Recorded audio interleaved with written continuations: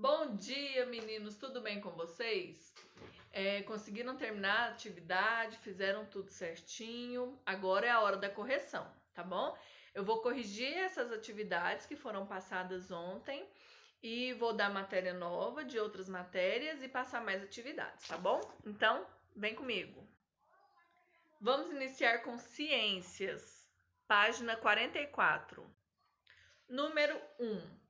Sobre os impactos dos fenômenos naturais e da atividade humana nos ecossistemas, escreva V para as afirmativas verdadeiras e F para as falsas. Letra A. Algumas espécies de animais podem identificar mudanças no ambiente e perceber que um terremoto irá acontecer? Verdadeiro ou falso? Essa é verdadeira e vocês sabem, né? Porque caiu na prova, então vocês estão craque já. Letra B. As tempestades são sempre benéficas para os mais variados ecossistemas, pois fornecem água para as plantas e animais e não causam danos. Verdadeiro ou falso? Falso. As tempestades causam muitos danos, sim, porque ela vem com um forte impacto, então causam danos. Letra C. Espécies endêmicas são aquelas que ocorrem em uma região ou área específica. Se essa região for degradada, possivelmente essas espécies serão extintas ou terão seu número de exemplares reduzidos. Primeira coisa que a gente tem que saber: o que são espécies endêmicas? São espécies que dão somente naquele lugar, certo? Ela é nativa daquele lugar. Então vamos lá.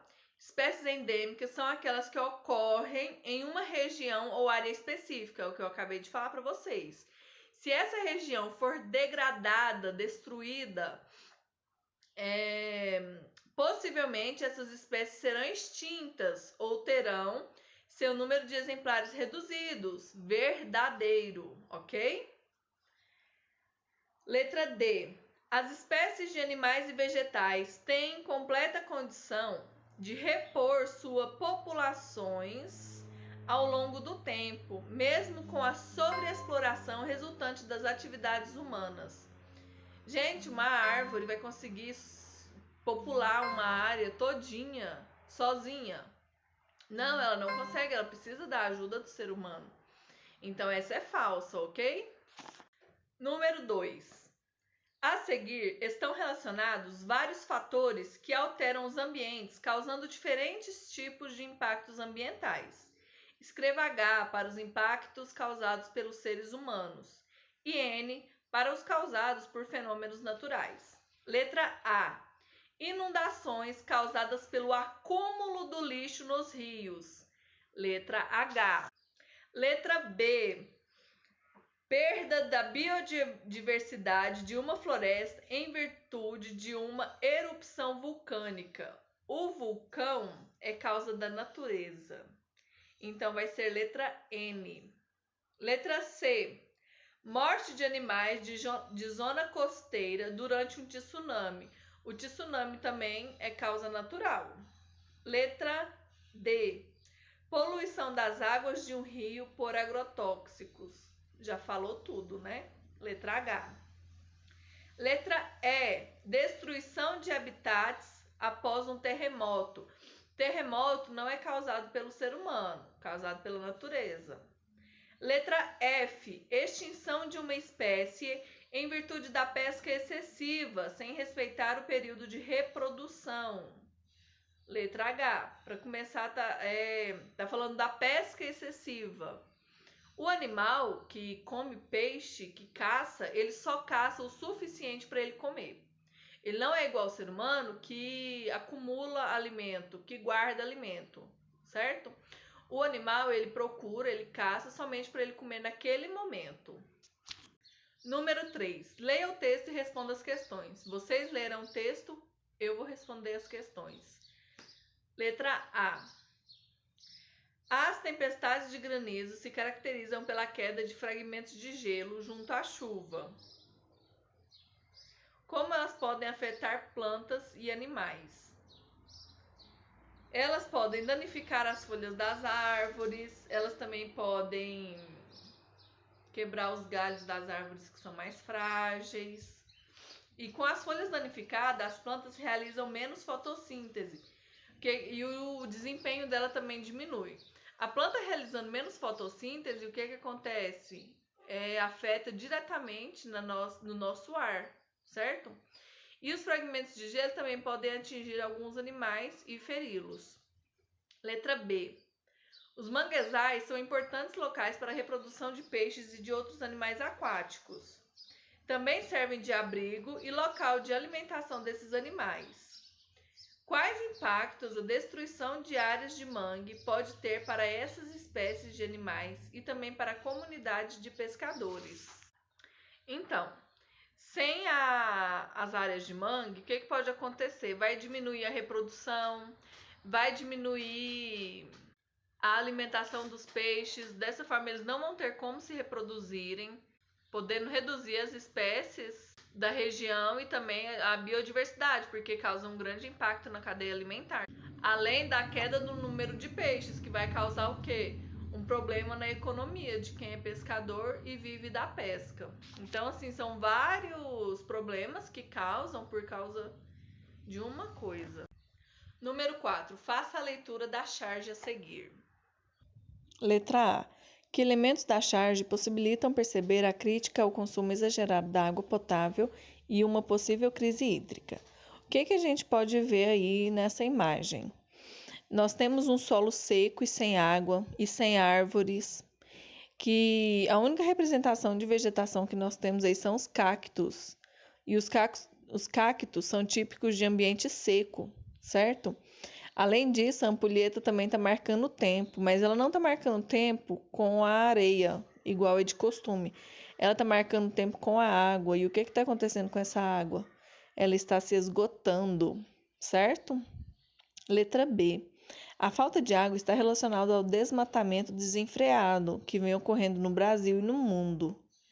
Atividade legal responsável por diversas mudanças no ambiente. Cite algumas consequências que o desmatamento ilegal pode trazer para o ambiente. O que a gente pode falar sobre o desmatamento? Que além dele contribuir para a crescente crise hídrica, ele pode levar também inúmeras consequências negativas para o ambiente. Entre elas, a gente pode citar a perda da vegetação nativa, o agravamento do processo de erosão, deslizamentos de solo, o aumento dos desequilíbrios climáticos. Pode causar também a fragmentação das florestas, gerando a redução de habitats e, consequentemente, a redução da biodiversidade. Página 46, número 5. IFBA.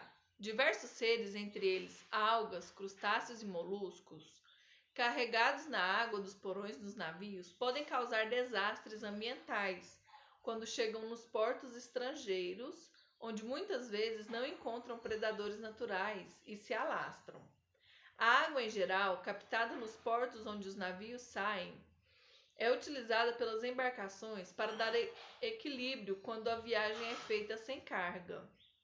Ao chegar ao porto de destino, a chamada água de lastro é liberada, causando uma migração involuntária de milhões de seres vivos.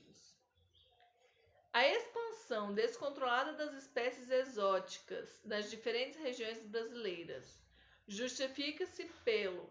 Vamos começar da letra E para cima, que a gente comenta. Então vamos lá. A expansão descontrolada dessas espécies exóticas, ou seja, dessas espécies que não são daquele lugar. Ela se dá pelo aumento do potencial biótico por ausência de fatores limitantes do crescimento? Não é por fator biótico. Pela letra D, pela presença de predadores naturais e climas semelhantes aos da região de origem? Não, porque ele não tem predador, já que ele não era daquela região e vai para outra, ele vai sem predador. Letra C, pela grande oferta de alimentos e reprodução assexuada? Não, no texto não falou hora nenhuma sobre a grande oferta de alimentos, até porque eles são de uma área e vão para outra.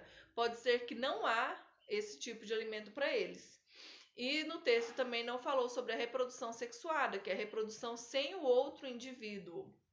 Letra B, pela falta de um predador natural e grande capacidade de adaptação? Sim. No texto ele fala que quando ele vai para outro lugar, ele não tem um predador natural e ele é muito fácil de se adaptar. Gente, se ele se adapta dentro dos navios, qualquer lugar para ele vai se adaptar.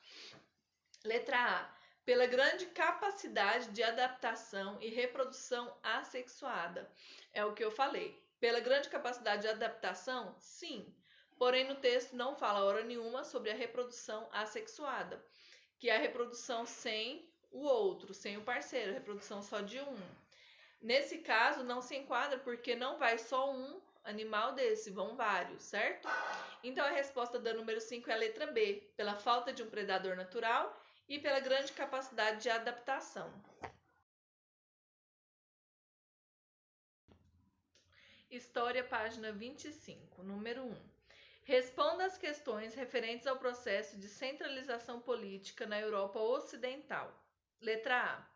Qual o interesse da burguesia e da nobreza em apoiar uma política centralizada? Vamos relembrar o que os burgueses queriam. Eles queriam um regime forte, certo? Que lhes garantisse segurança. Porque lembra que eu falei que era uma época que tinha muitos ataques, muito perigo, essas coisas. E eles queriam também o sucesso comercial. Já a nobreza buscava o fim da insurreição camponesa. Letra B. Por que era importante para os monarcas manter boas relações com a burguesia e com a nobreza? Lembram que eu falei que a burguesia fornecia um pagamento de imposto bem alto e isso favorecia os monarcas? Então, já a nobreza tinha a intenção de retomar os antigos laços feudais da época. Letra C.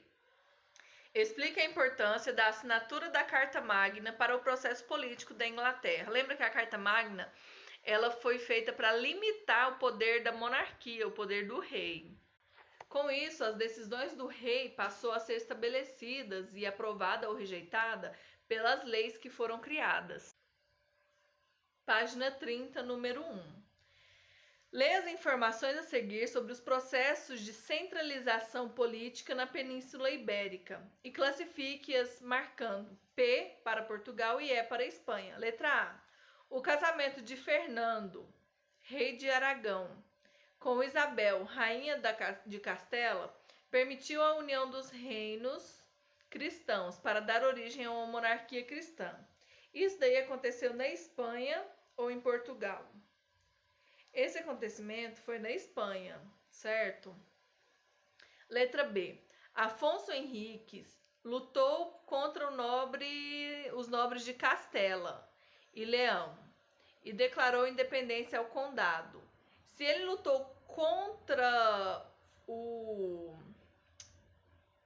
Castela, Castela não era da Espanha, se ele lutou contra, ele era quem? De Portugal. Então, letra P. Letra C agora. Houve a distribuição de terras e castelos fortificados para nobres e religiosos, em troca do pagamento de tributos e fidelidade absoluta. Isso daí vocês vão lembrar que eu falei bem no início, que Portugal tem muito o quê? Castelo abandonado, porque nessa época foi doado muito castelo. Todo nobre tinha um castelo. Então, esse acontecimento foi em Portugal. Letra D. A vitória contra os muçulmanos ocorreu com a conquista da cidade de Granada, em 1492. Isso aconteceu com a Espanha, certinho? Então, a sequência ficou E, P, P, E. Página 32, número 1. Responda as questões a seguir sobre os Estados Nacionais modernos. Letra A. Como eles se formaram? A formação dos Estados Nacionais deu-se a partir da crise social e política no sistema feudal e quando novas estratégias políticas, econômicas e socioculturais foram sendo empregadas ao final do século XIV e no início do século XV.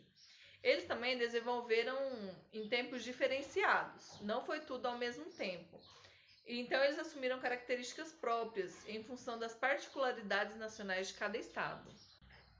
Letra B. Quais eram suas principais características?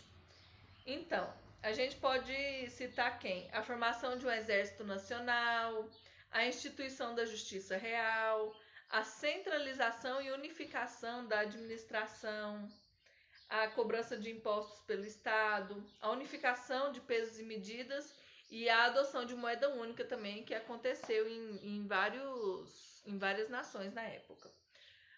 Página 33, número 2. Os Estados nacionais modernos caracterizaram-se pela centralização do poder político nas mãos de monarcas absolutos. Letra A.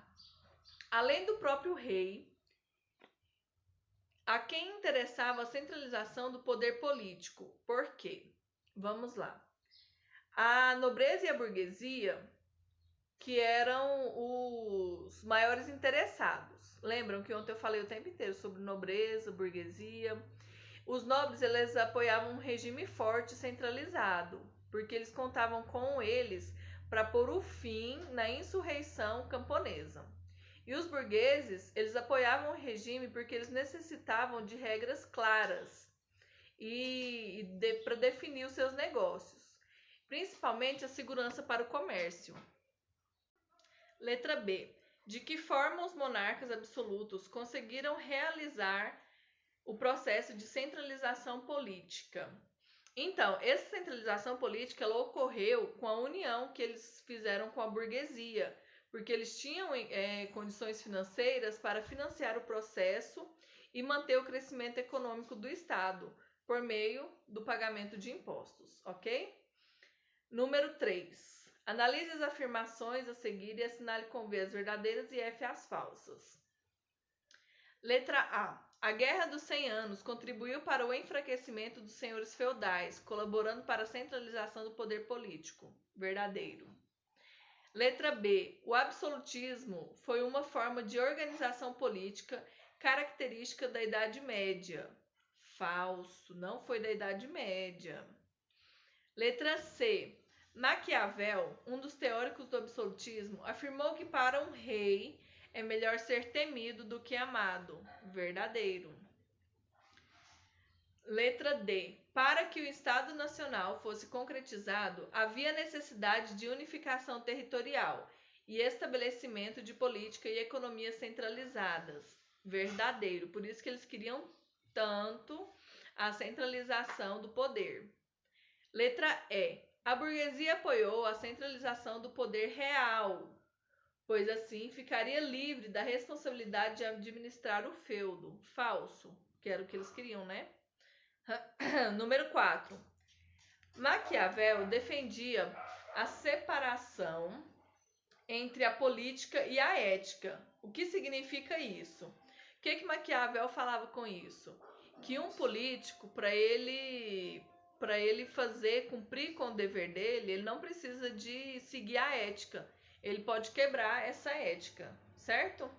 Para chegar ao poder ou permanecer nele, todos os meios eram válidos, ou seja, tudo que o governante pudesse fazer para permanecer no poder ou para chegar até ele era válido.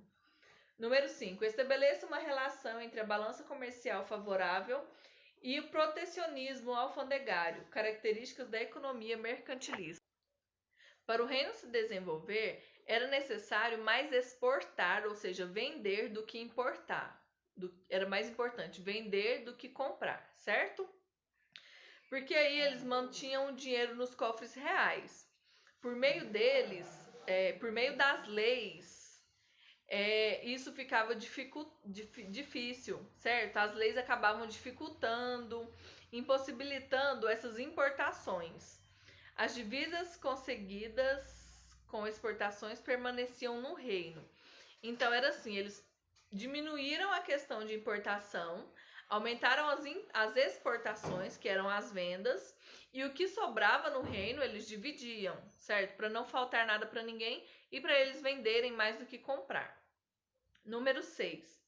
Os estados nacionais acarretaram a adoção de um novo modelo de vida para a nobreza e para os burgueses mais ricos. Às vezes é um risco para a sociedade, né? Mas enfim, a sociedade de corte. Lembra que eu falei que eles ficavam cortejando os reis? Como era este modelo? Eu vou ler para vocês, já que eu já expliquei. Na corte de Luís XIV, os nobres e burgueses mais ricos viviam uma vida de festas e aparências. Sobreviviam dos presentes e favores do monarca, e a ele deviam respeito e lealdade. A vida era uma espécie de teatro das relações, em que o mais importante era ser visto na corte usando roupas, perucas e maquiagens exageradas, enquanto se gesticulava de maneira ensaiada. Então, os nobres e os burgueses, eles serviam nessa época, literalmente, só serviam para servir os monarcas, certo? Os reis. Então, eles bajulavam. E o que era importante naquela época? Até hoje em dia está sendo, né? Manter as aparências, entendeu? Então, isso era muito importante para eles naquela época. E a sociedade de corte era isso, manter a aparência. Número 7. Qual era a importância da implantação de uma política econômica mercantilista para um monarca absoluto? Então vamos lá. O rei, ele necessitava de recursos para manter suas conquistas, certo? Então, a manutenção do Estado e sua proteção dependiam totalmente dos ganhos conseguidos por meio da economia, certo? Então, nesse caso, essa é a importância da implantação dessa política de economia mercantilista, certo?